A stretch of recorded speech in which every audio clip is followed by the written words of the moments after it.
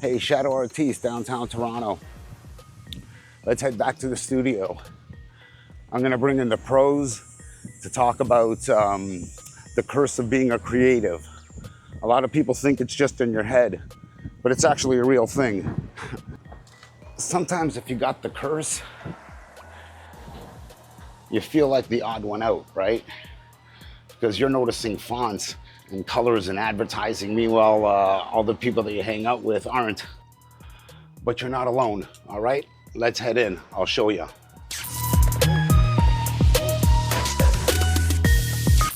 Hey guys, Walter, Shadow Artiste, downtown Toronto. Just working on a piece. Here, you wanna check it out? It's actually really nice. It's kind of top heavy black, but if you look back from here, it's really nice. Anyway, I don't want to show off my work just yet, but today I was sort of like in a weird mood.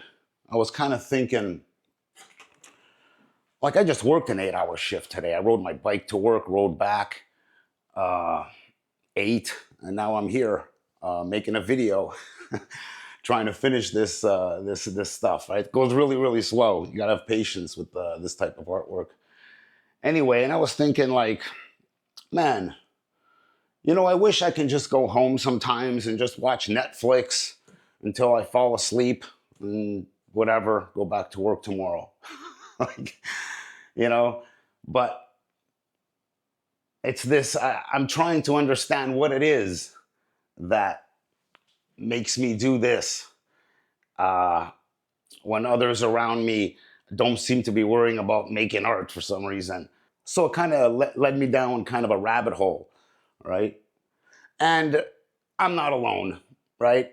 If you clicked on this video, then you know what I'm talking about. You're probably just like me. And there's a lot of people like me. Elon Musk is like us. Here, watch, check this out. I don't think you'd necessarily want to be me. It's very hard to turn it off all the time. It doesn't stop. When I was young, I didn't really know what I was going to do when I got older. I think when I was, I don't know, 5 or 6 or something, I thought I was insane. Because it was clear that other people did not, their mind wasn't exploding with ideas. It was just strange. It was like, I'm strange. Eventually I thought that the idea of inventing things would be really cool. The reason I thought that was because I read a quote from Arthur C. Clarke which said that a sufficiently advanced technology is indistinguishable from magic. And that's really true. You know what was good about that was how he was inspired by Arthur C. Clarke, a science fiction writer who's been dead a long time, who wrote some words in a science fiction novel, which then sparked Elon Musk to then, it's weird how art works. It's submersive.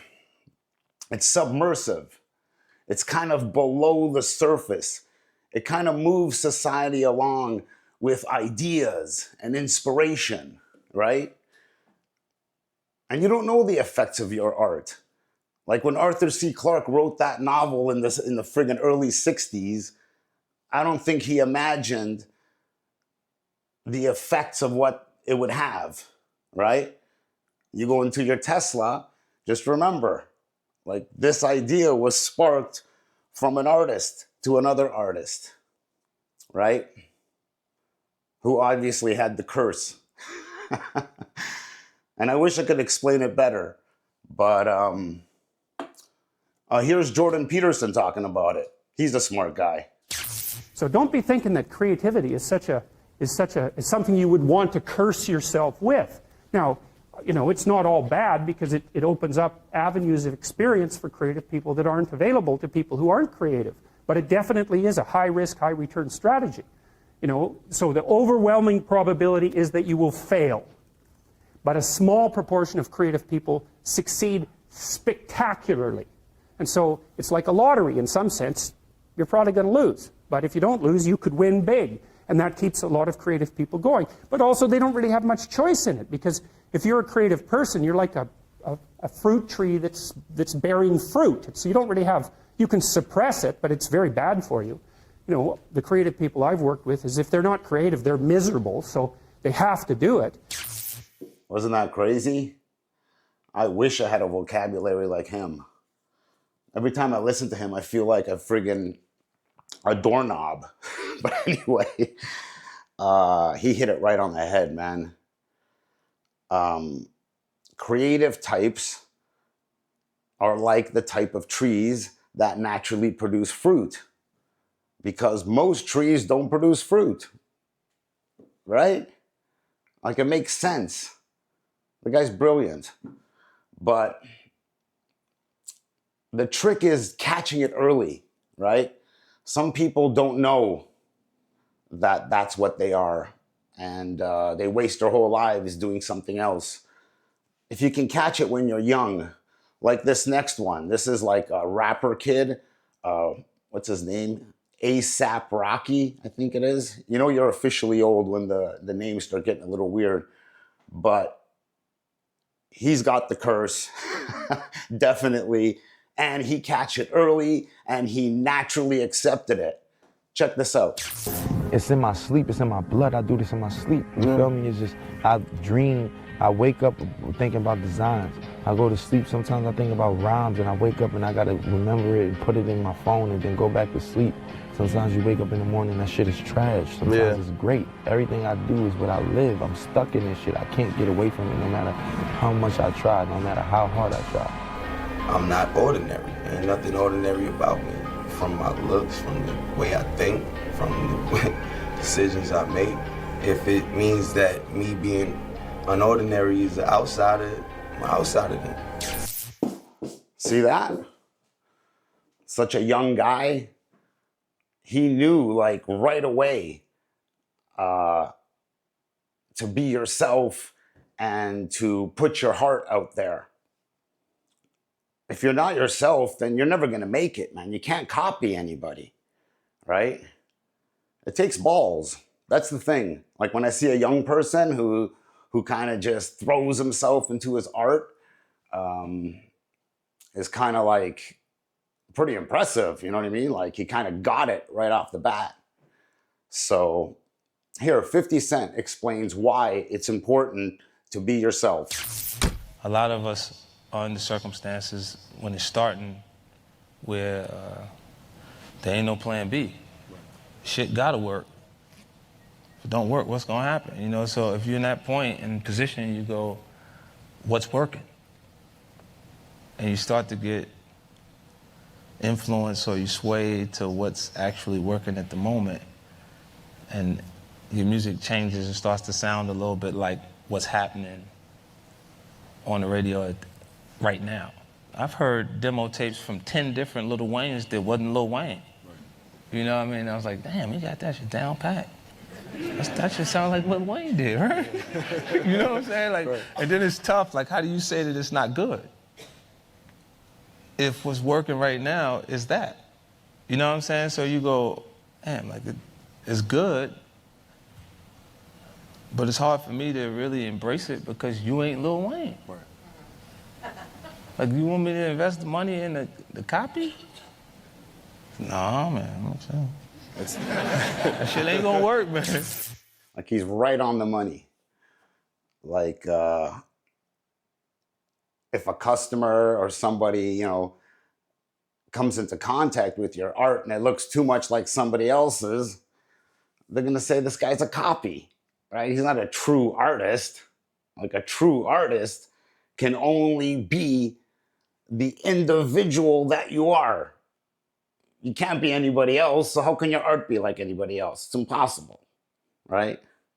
But he explains it pretty good. Here's Rick Rubin. He kind of like sums up everything in like a cool little like 30-second nugget that might help you out.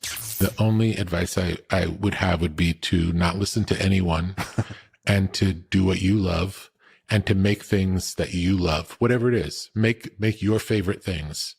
Be the you be the audience. Make the thing for you the audience. It doesn't really matter what anyone else thinks. And if you have to get a job to support yourself so that you can make your art, that's fine.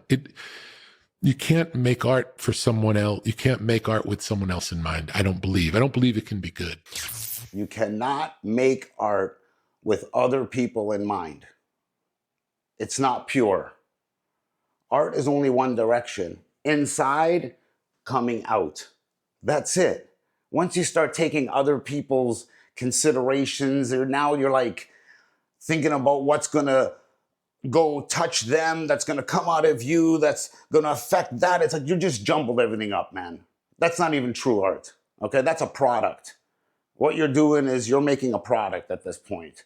Okay? True art is only one direction. It's from the inside out. You give. It's like a fruit tree. You know what I mean? Speaking of fruit tree, let's go back to Jordan Peterson talking about the curse.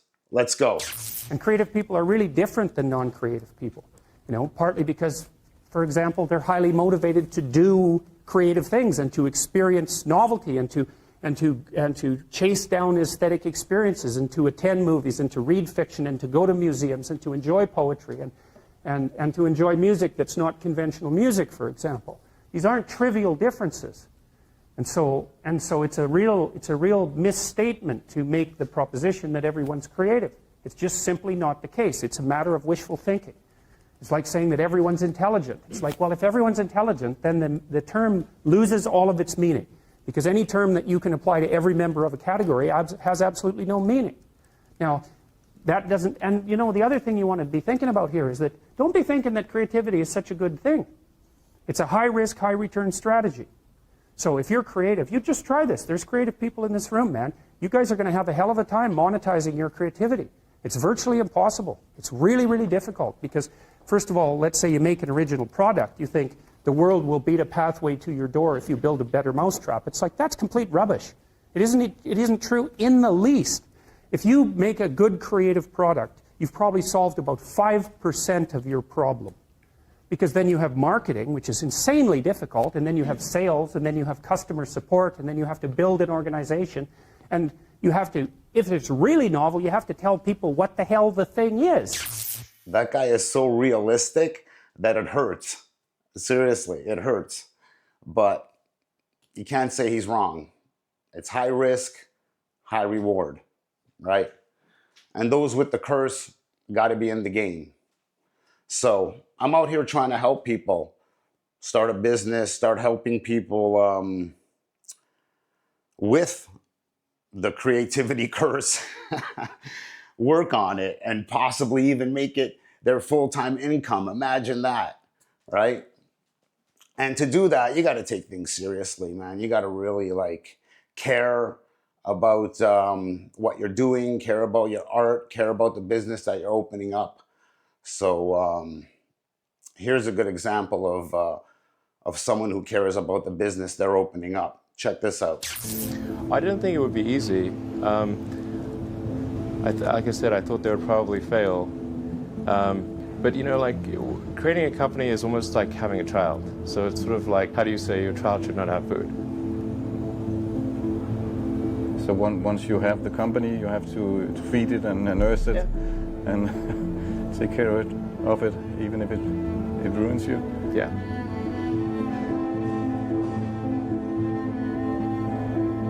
But I suppose there were some tough times in end of 2008. How did you get through that period of crisis? Yeah. 2000 and... Can we just break for a second? Sure, of course. You want to wait a little while? Man, I sure hope it was worth it. Sure hope it was worth it. If we can be half as passionate as that man for our art and our creativity, you'll go far. You'll go far. Anyway, guys, stay tuned to my channel. I upload every week a new video. I try to inspire artists and try to, you know, give tips and stuff like that. Stay tuned, guys. Next week, bye. I don't know where I'm going. Actually, I got to do work. Just starting my art career, man. Join me. Let's go. Subscribe.